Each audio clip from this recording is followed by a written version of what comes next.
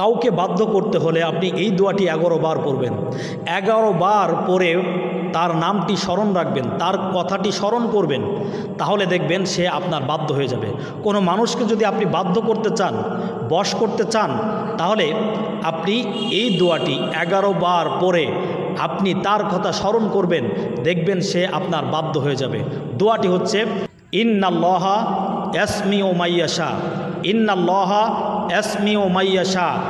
এই দোয়াটি আপনি 11 বার পড়বেন। দোয়াটি আমরা আবার জেনে নিই। ইন্নাল্লাহা ইয়াসমিউ মাইয়াশা, ইন্নাল্লাহা ইয়াসমিউ মাইয়াশা।